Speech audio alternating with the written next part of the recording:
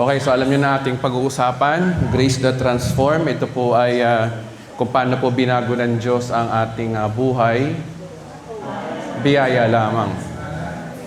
Amen? Ayan. O, sige. Ayan. May nagpapasyon po. Ayan. Sa pamimilagro. Ayan ba yun, Mal? Ayan. May ano pa.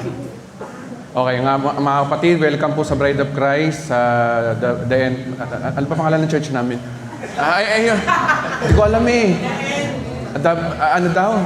The Bride of Christ of the End of the planet?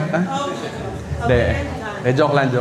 End Times Church. Matagal na po ang idea ng Bride of Christ. Sino yun?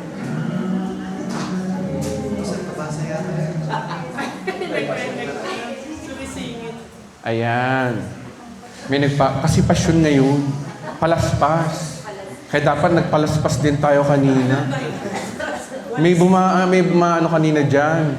Niyayaya kami, pandesal daw. Okay. So, yan. Bibiruan, aga-aga biruan. So, salamat po sa Panginoon na sa isang taon na po ang ating on-site church. At salamat po sa biyaya ng Panginoon. Lahat naman ito, biyaya ho ng Diyos. Hindi naman namin siniseryoso ito nung una eh. Itong church na ito, parang biru-biruan lang namin. Nagsimula ho ang lahat ho ng ito, nang pumunta ako sa Nabota, sinabi ko doon sa spiritual father ko, Tay, baka gusto niyong dyan, magturo ako sa mga pastor. Abay, dumating sila Herbs. Saan ba yun? Ayun, dumating. Tapos may kasama pa siya. Ayun. Tapos sila Ate Melan dumating. Ayun. Doon na nagsimula na, hindi pala pagtuturo sa pastor ang plano ng Panginoon. So, tinakda ko siya ng March 29, kamatayan ng mama ko ngayon. So, ibig sabihin, ayokong maging malungkot ang March 29 ko. Simulan na lang natin ito ng bagong buhay. Ito nga yung pagtayo ng ating on-site. Biro-biro lang ito sa amin, nakaraang taon. Tapos nga, ayun nga, ang mga umaaten, imbis na pastor ang inimbitahan ko, mga follower ko. Ay, Diyos ko. Sabi ko, sige po, mag-service na po tayo. Adi, yun nga, nag-service na. Ayun, nagtuloy-tuloy na po, natuluyan. Nahinto lang ng konti ng tag-ulan kasi nga, alam niyo naman, binabaha ang Bulacan, binaba ang Malabon, Navotas. At lalo na yung Navotas hanggang ang baha, Kuya Harold, hanggang saan? Hanggang dito. Ayun. Hanggang dito, pag gumanon ka, hanggang dito yung baha. So, ang nangyari po nun ay nahinto at naulit lang itong mga nakarang buwan lang. So, I hope na tuloy-tuloy na tayo dito sa Bulacan. At salamat po sa buhay ni Sister Mel. Ay, Sister Mel. Yung maganda rin si Melissa Mendez. Ayan, yung nanay ko.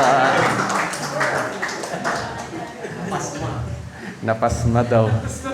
Hindi, maganda yan. Tinong sa Ate Mel, ang ganda na Ate Mel. Ayan.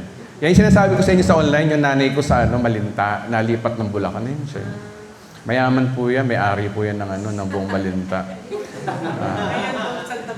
Ngayon, Santa Maria naman. Nakita nyo, ang lakas niya sa mayor nung nagpayarbo sa atin ng video okay kanina. Diba?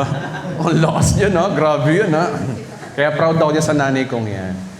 Salamat din po sa mga nandito ko, mga kapatiran ko dito. Ayoko silang tawagin worker. Ano ko, boss?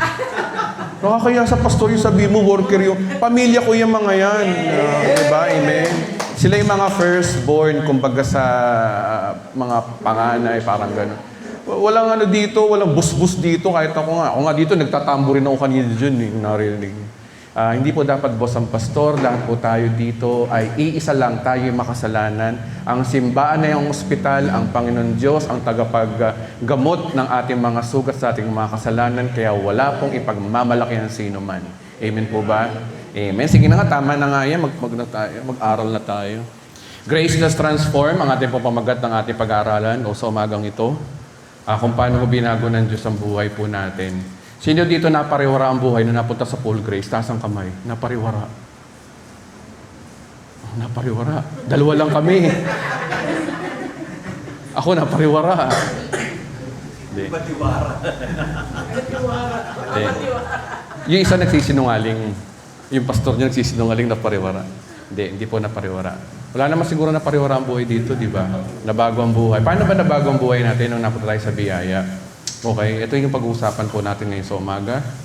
Sabi nito, kapag sinabi ko kasing born again, means bagong buhay po talaga. Sabi ni Kristo na kailangan mong ipanganak na muli. Ang born again ay hindi po isang label o ito ay pagbabago ng buhay. At ang pundasyon nito ay malinaw na sa John 3:16.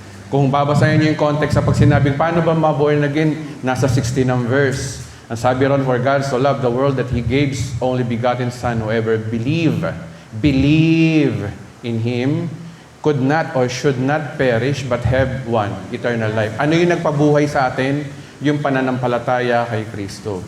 Yun daw ang born again. Ang sino mang sumampalataya kay Kristo ay may buhay na walang hanggan. Ibig sabihin, ang simula ng pagbabago ng pananampalataya, hindi po performance. Okay? Alam niyo po, si Nicodemo, tinanong siya, pumunta siya ng gabi, di ba? Sabi ni Jesus Christ, unless a man be born again, he cannot see. Ang problema kasi, hindi naintindihan ng iba, akala nila yung born again, yung panglaglagay ka doon sa resume mo, religion mo, born again. Hindi po ganun ang born again. Ang born again po ay simple, nagbago ang buhay. Ginamit lang ni Christ yun kasi ang kausap niya, guro. Kaya jargon ang ginamit, born again talaga. So, ibig sabihin ni Christ doon, pagbabagong buhay. Yun lang naman po ibig sabihin nun. Wala na akong pahirapan. Bakit yung ibang mga Christian, masyarami pang mga paliwanag? Ito yung gender to three spirit yun. Kailangan ipanganak ka ng nanay mo sa espiritu, layo. Isa lang po ang born again, nagbago ang buhay. Sino nabago ang buhay dito? Taas ang kamay. Ibig sabihin, you are born again. Simple. Ganun lang kasimple, wala nang jargon. Sinabi rin ni Pablo, new creation o new created being, born from above. Actually, ang born again po, kung original po na Greek po niyan, ay ganate anaten. Ibig sabihin, isinilang ka muli sa itaas. So, ibig sabihin, pag sinabi born again, hindi ka na yung dati, hinabago. Ngayon ang tanong, paano ba yon? Paano ba nangyari yung pagbabago? Dito na magkakatalo Paano ba nangyari na nabago ang buhay natin? Ito ba ay pamamagitan ba ng works or by grace? So alam nyo naman, by grace ang sagot natin dyan, di ba? Kasi pag may works dito, bibigyan ko ng rep magnet. Hindi, joke na. Bibigyan namin ng jacket. Hindi, joke na. Di ba? So, ang tanong, paano ba mangyayari pagbabago? Sa simbahan, sa ibang church, kailangan mo raw magbago. Ikaw yung magbabago. Pero sa atin, iba, yung biyaya ng Diyos sa magbabago sa atin, paano po yun? Okay? Kasi tinan nyo, kapag by works, susunod ako para tanggapin ko ang Diyos. Yan po yung mentality. O kaya, magpe-perform ako para maging matuwid. O kaya, babaguhin ko ang sarili ko para maging karapat-dapat. Yan po ang tinuro sa atin sa ating mga lumang relihiyon, sa ating mga perverted gospel churches. Bagong nilalang ka na, dapat hindi ka na naninigarilyo, hindi ka na nagmumura, hindi ka na humihinga. Kulang lang sabihin sa'yo, huwag ka nang huminga. Diba? Pero hindi po yan ang tinuturo ng Biblia na sinasabing pagbabago. Mamaya malalaman natin kung paano tayo nabago, no?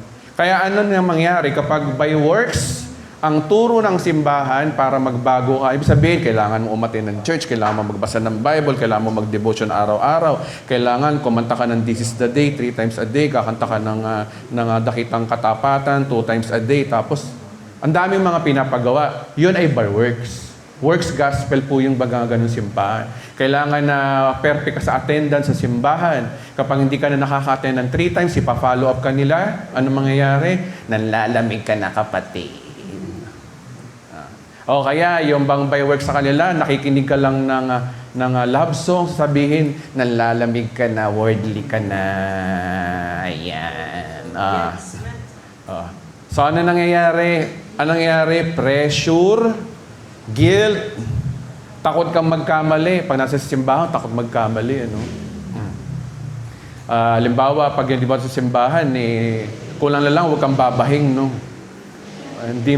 Hindi makahulog pinggan ng mga simbahan, di ba? Yan po yung mga ganyan church. Kung ganyan ang church nyo, ewan ko sino ba nandito?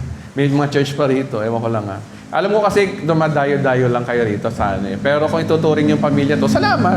Agaya ng iba rito na pamilya na. Pero ang masasabi ko lang mga kapatid, Pag ganun po ang simbahan, yun po ang resulta. Pressure, guilt, takot, magkamali. Nagbago nga pero panlabas lang. Pero hindi na bago ang puso. Sabihin nila, huwag kang kakanta ng worldly song pero yung puso puro pagmumura. Yung isip puro kasinungalingan. Yung damdamin niya puro kalaswaan. Oh. Ganun sa ibang simbahan, di ba? Kung tutusin mga makasalanan naman talaga tayo eh. Nagpapanggap lang sila. Yun yung sinasabi ko rito na external change lang o external change. Nabubulol ako. Nag-video okay kagabi kaya ako nabubulol.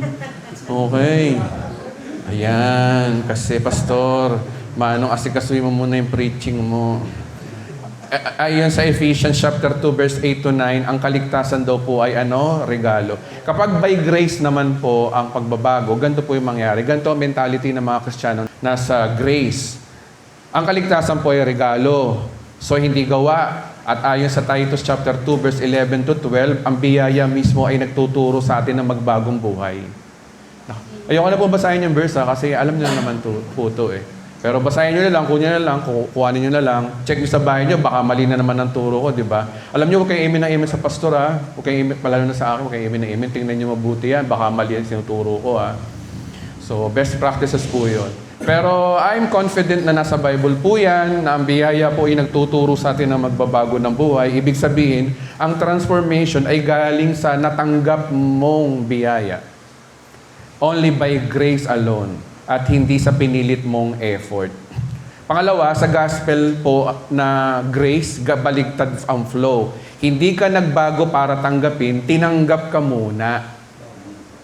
Kaya ka nagbago. Sa ibang simbahan, sa ibang churches, mga perverted gospel, sa kanila, kailangan mo muna nga magbagong buhay bago masabi nila na ikaw ay ganap na. Ikaw ay sanctified na. Pero sa totoong binasabi ho ng Biblia na taliwas sa mga tinuturo nila, at ito nga yung gospel of grace, alam naman natin na tayo ay binago muna, naligtas muna, naging banal muna. Saan? Sa mata ng Diyos. Alam nyo anong problema sa kanila? Hindi sila marunong mag-divide ng scripture. Iba kasi yung agaya niya, no? Ito yung ating, iba yung sa Diyos, iba yung sa tao. Okay? Sa mata ng Diyos, banal ka na dahil kay Kristo. Pero sa mata ng tao, syempre kailangan mo makisama. Kailangan mo sumunod sa batas, kailangan mong sumunod sa utos ng Panginoon na ibigin ang iyong kapwa, ibigin ang iyong kapatid. Pero dito, sa Diyos, wala ka ng problema sa Diyos. May Kristo ka na eh. Kapag na kay Kristo ka na, pinatawad na ang iyong mga kasalanan, ikaw ay naligtas na, ikaw ay forever na, ikaw ay pinaburan na. Yung panglima, wag na muna. Yan. Medyo pumalya tayo dyan. Okay. Okay? So, okay. Ano pa? Ano ang resulta kapag grace, ang basihan ng iyong mentality kapag nabago ka? Ang kapayapaan ay may assurance, may internal change, may bagong desire. Isa-isay natin. Una, may kapayapaan ka. Bakit? Hindi mo na hinahatulan ng sarili mo. Kapag nagkakasala ka, alam mo sa sarili mo, kaya ka nagkakasala dahil yun ay bunga lang yung pagiging tao. Pinatawad yung kasama ho yun ang pinatawad ni Kristo. Naiintindihan mo yun. Kaya nasa isip mo ngayon, payapa na ang isip mo. Na-experience nyo ba to, mga kapatid na nasa biyaya? Siguro naman. Okay, sige. Parang ganito yan. Parang avail now, pay later. Later pala. Parang save now, pay later. Para bang yung kinuha mo muna yung may binebenta sa yung pampatubo ng buhok, no? Pampatubo ng buhok, napunta muna sa'yo. Bayaran mo lang after 1 month, di ba? Tapos meron pa tinatawag na money back guarantee. Ganun ang Lord makipag-bargain sa atin. Ligtas ka muna bago mo bayaran later. Actually, hindi mo naman nababayaran yun. Binayaran na ni Kristo. Bayaran mo lang sa kapwa mo. Napapatunayan mo sa kapwa mo na nagbago ka. Ganun lang naman eh. Ang problema kasi sa ating mga Kristiyano, sa mga perverted, kailangan maging tuwid ka muna sa kapwa mo bago masabi nilang born again ka at ligtas ka. Hindi yun ang tinuturo ng Biblia. Ang tinuturo ng Biblia, tinanggap ka muna ng ating Panginoong Yesus.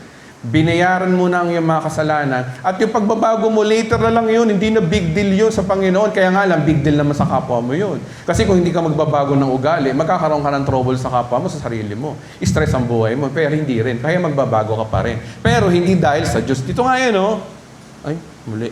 Yun nga yan, Kapwa. Pero ito sa Panginoon, Wala ka na problema. May Kristo ka na eh. Okay? Yan po yung grace. Okay? Okay. Okay, isa-isay natin ha. So, ano ang mga epekto kapag naintindihan mo ang pure grace gospel? Purong grace na sinasabi ko ha. Meron kasing grace na grace na lang. Di naman talaga grace. Meron pang mga, nababash na nga ako doon sa online eh. Okay, una, mahihiya ka na sa Diyos na gumawa ng mali. Romans chapter 2 verse 4, His kindness lead us to repentance. Totoo po yun mga kapatid. Kapag ang isang tao po, sa kabila ng pagkukulang mo, pero ang biyaya ang ganti sa iyo, magbabago ka talaga. Nakita na ba kayo ng kapwa mo? Meron na ba kayong nakasalamuhan na ba kayo nakasama sa buhay na taong inaabuso mo na pero ang bait-bait pa rin sa iyo? Tapos sa sobrang bait sa iyo, bandang huli, nagbago ka din sa kanya. Diba? Agaya dati na nagko-call center ako, usually sa call center, maikpit talaga yan. Pag late ka, memo ka. Ganun na nangyayari. Pero meron akong isang boss doon na ang bait-bait niya kahit late ako hindi ako pinapagalitan. Tapos, wala lang, ngingitian ka lang niya, tapos bibigyan ka pa ng bagong assignment. Bibigyan ka pa ng kung ano-ano. Hanggang sa dumating ang oras na na-earn ko yung respect ko sa kanya, dumating ang oras na nagpe-perform na ako. Hindi na ako nalilate, maga na ako pupunta. So, ano yung nagbago sa akin sa kanya? Kasi, nakakahiya ng ang bait-bait ng kapwa mo. Sa'yo ko, gagantihan mo ng kalokohan. Ganda din ng Diyos. Ang nais ng Diyos, baguhin tayo sa kanyang kabutihan. Na darating ang oras, kapag halimbawa nakakagawa ka ng mali, ang ganti sa'yo ng Diyos, biyaya. Dapat makakarma ka na sa ginagawa mo, pero hindi nangyari. Bakit? Kasi ang balik sa'yo ng Panginoon, binibless ka pa. Hanggang dumating ang oras na nagbago ka rin. Ano nagbago sa'yo? Rules ba? Hindi. Ang nagbago sa'yo, yung biyaya niya. Makikita mo yun. Nakaka-experience ba kayo nun? Subukan nyo nga abusuin si Lord. Sige na, one time. Kaya nga lang, problema naman yung kapwa mo. Pero si Lord, hindi. Kasi ang sabi dyan, Romans chapter 2 verse 4, yung kabutihan daw niya ay nagdadala daw sa atin para magbago tayo ng pag-iisip. Is lead us to repentance. At sabi rito, ang tunay na pagbabago ay hindi galing sa takot o parusa, kundi sa kabutihan ng Diyos. Pero sa perverted gospel, kailangan mo nang takutin. Kailangan mag-tithes kayo, kundi kayo ay susumpain. Ayan, hindi kayo mag-aasawa. Mag-aasawa kayo ng baog kapag hindi kayo nag-tithes. Ayan, mga invento turo yung mga yan.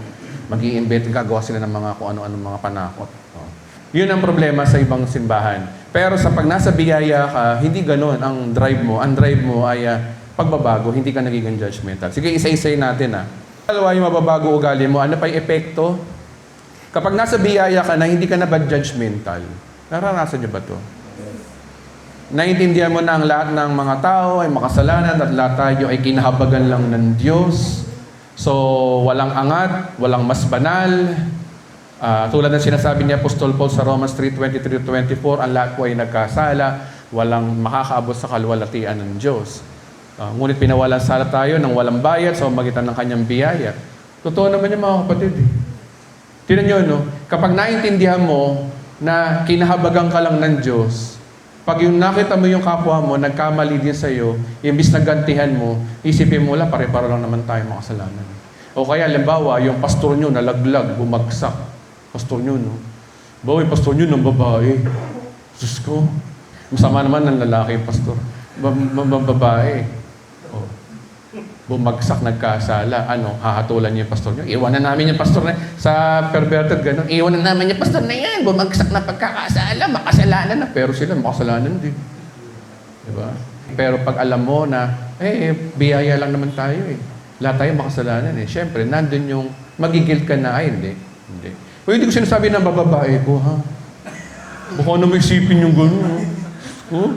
Bahala kayo. Chismis lang yun. Okay, joke lang. Dito, hindi ka mapanghusga, hindi ka mapapuna, hindi ka na magpagbibilang ng kasalanan ng iba. Nakadalawa ka ng kasalanan sa kapatid mo. Kapag pangatlo pa yan, di ba?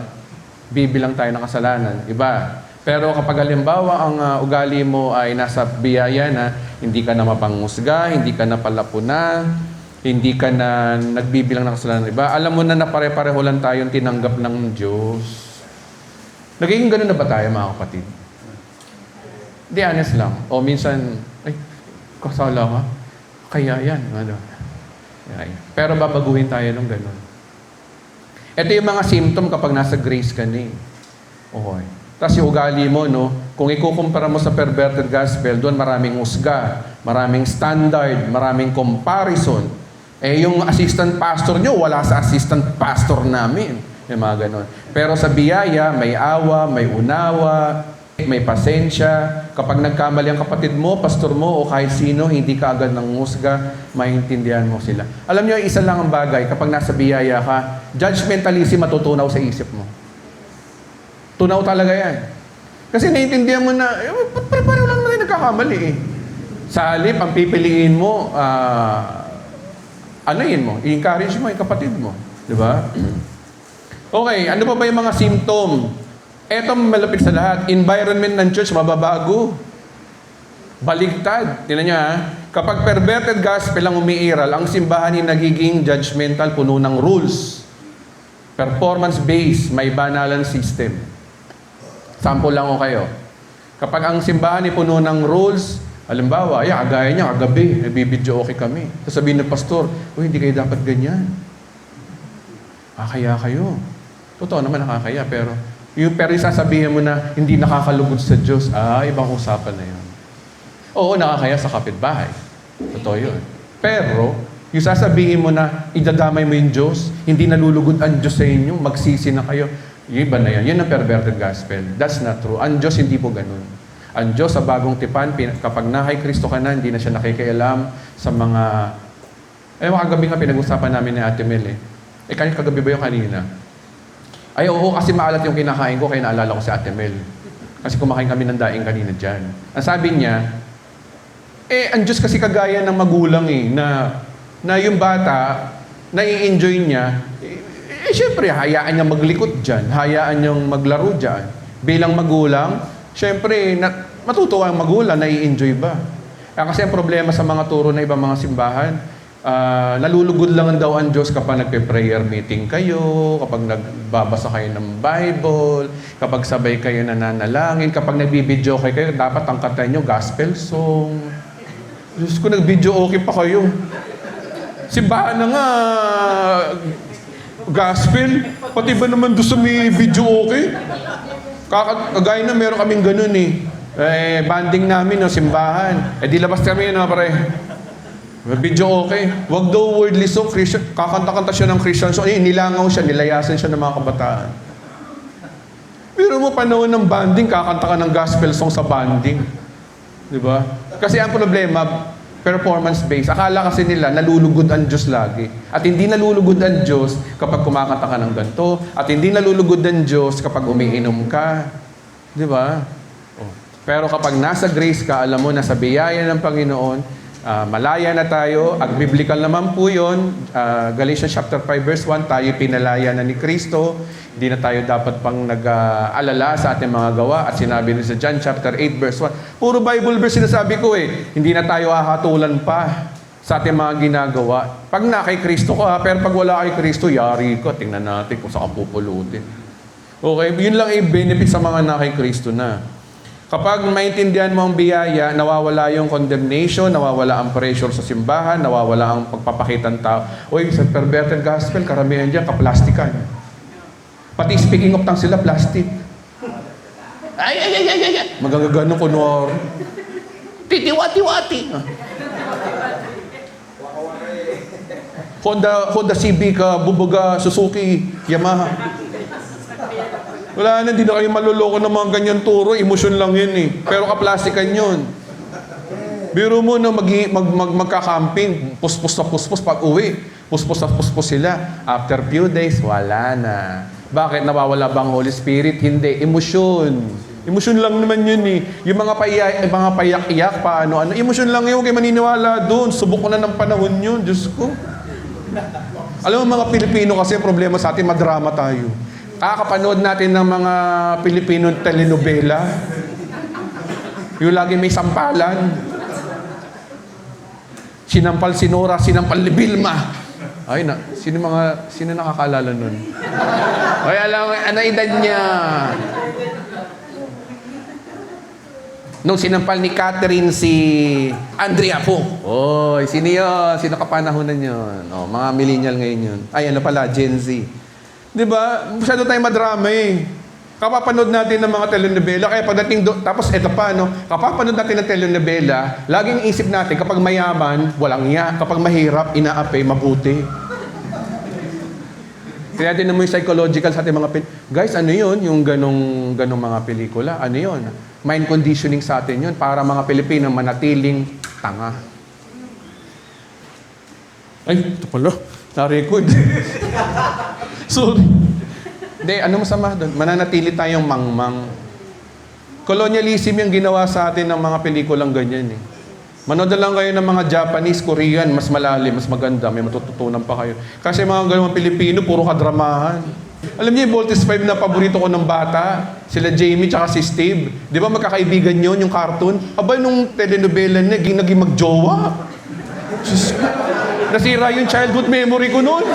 Pero mo, iniidolo-idolo mo si Jamie tsaka si Steve na sila yung magkaibigan, nag-sparring. Bandang uli, naghahalikan sa Pilipino. Diyos ko, Panginoon ko.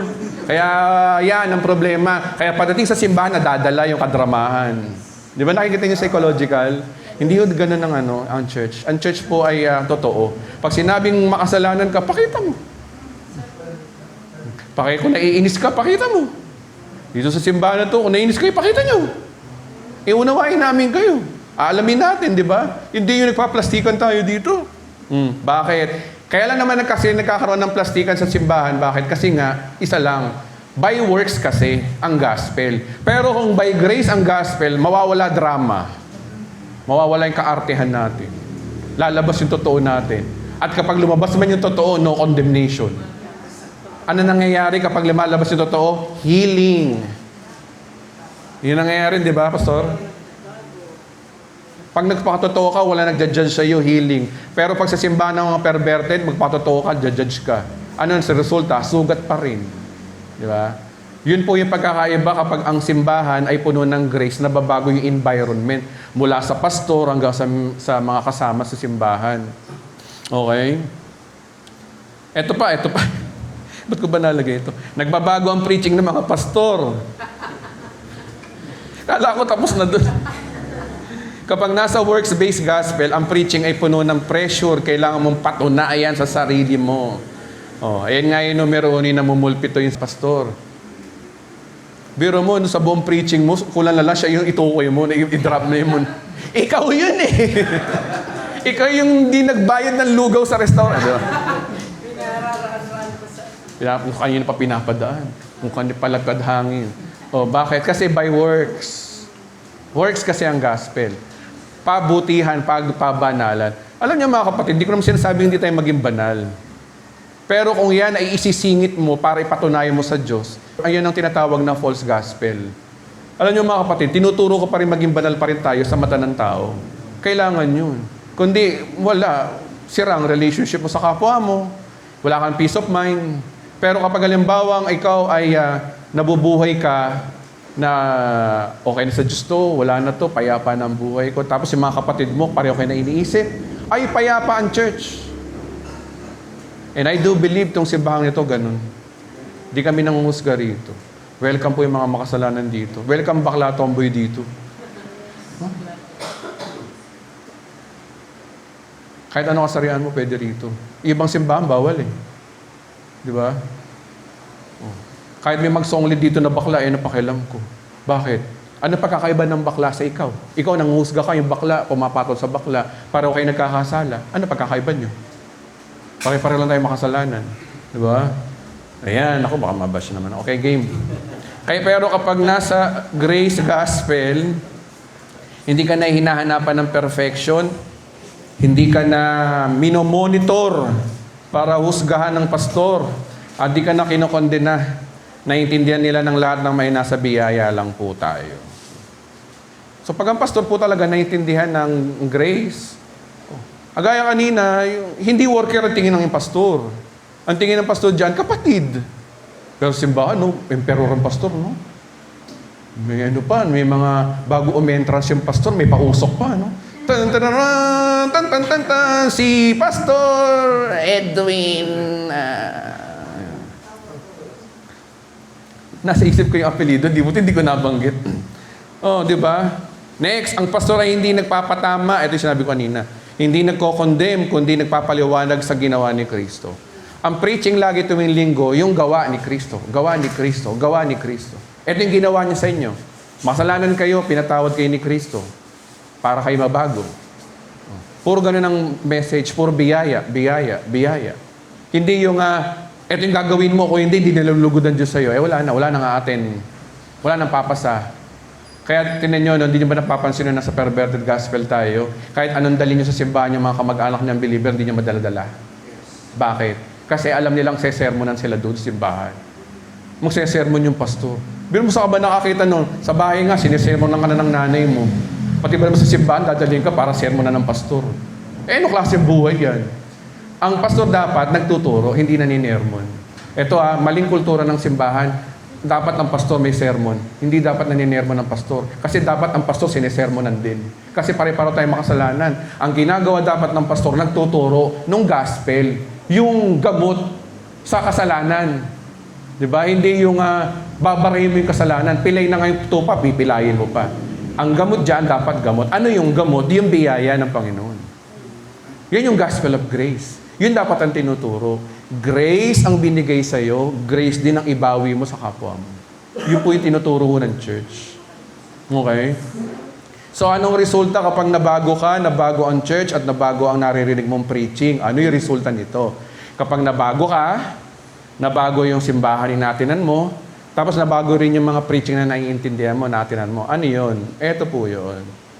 Kapag naiintindihan mo na ang biyaya, may malaking resulta, kapayapaan ng pag-iisip, hindi ka na natatakot sa sitwasyon, hindi ka na nababahala sa outcome, at hindi ka na nag-aalala kung ano yung mangyayari bukas. Bakit? Kasi alam mo na ang lahat na nangyayari sa buhay mo, maganda man o hindi, madali man o mahirap, ay kasama sa plano ng Diyos para sa ikabubuti mo.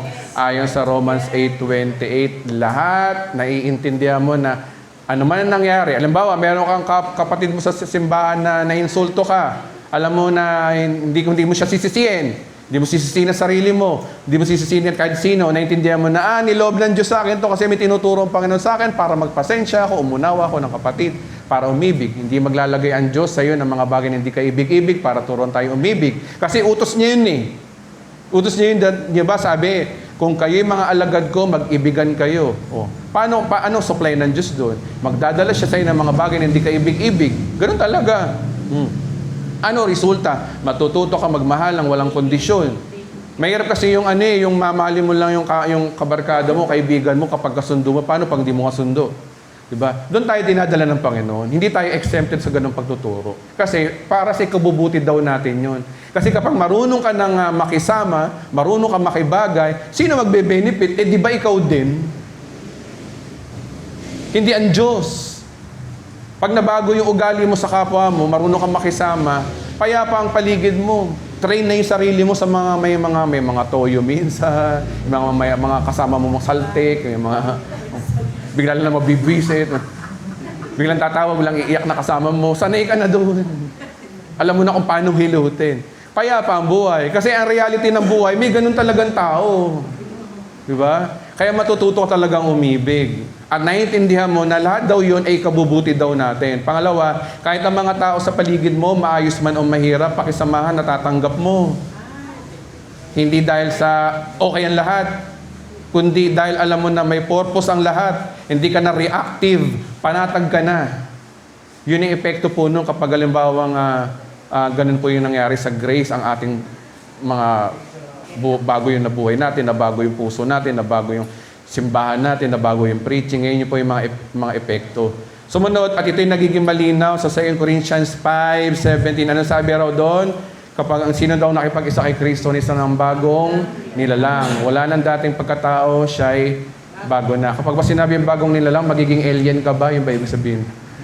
Dati, dalawa mata mo, naging tatlo na, no? Meron ka sa noo dito, no? Parang si Vincent. Tapos kakanta ka ng, ikaw talaga'y ibang-iba, pag nang nakilala sana.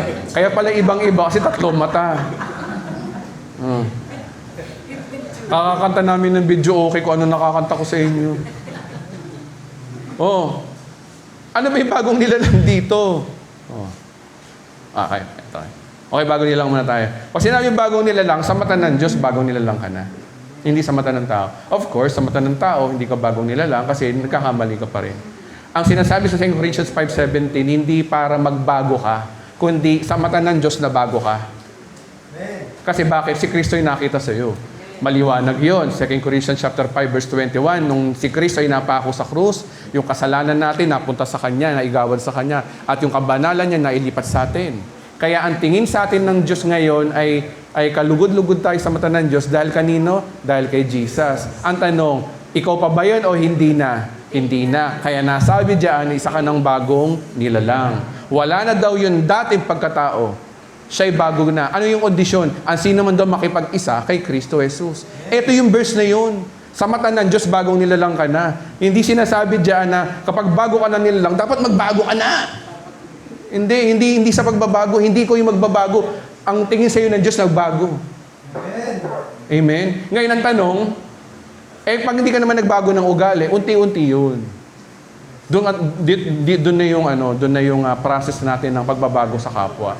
Okay? Tandaan po natin, nalugod muna ang Diyos sa atin bago natin bigyan ng kaluguran ng Diyos. Amen? Okay. So, anong big idea? Tapos na tayo. So, anong big idea? Lahat po ay nasa Romans 8:28. Kapag naintindihan mo yan, payapa ang buhay. Ano resulta? Grace transforms you. Pag alimbawang naintindihan mo na, sige, palakpakan natin si Lord. Kapag naiintindihan mo yan, yung verse lang na yan talaga mga kapatid. Yan ang magpapabago sa buhay talaga natin kapag naiintindihan natin yan na kapag ang lahat ng bagay nangyayari sa atin na ikabubuti daw natin, mawawala yung mga bagay na agam-agam sa buhay mo. Naiisip mo na kahit anong circumstances, sabi ni Pablo, di ba? No one can separate us to the love of God, sickness and health, rich and basta marami mga kondisyon. Ibig sabihin, lahat ng yun ay we are more than conqueror daw tayo. Bakit? Kasi naiintindihan mo na kano man yung mangyari, kalooban ng Diyos sa atin po yun. Kasi kung sasabihin mo yung mga nangyayari sa iyo, nataon lang, aksidente lang, lumalabas, walang Diyos. Ano ginawa ng Diyos? Nalusutan mo siya. O kaya, nalusutan ka ng kaaway. Ay, naku, pumasok ang kaaway.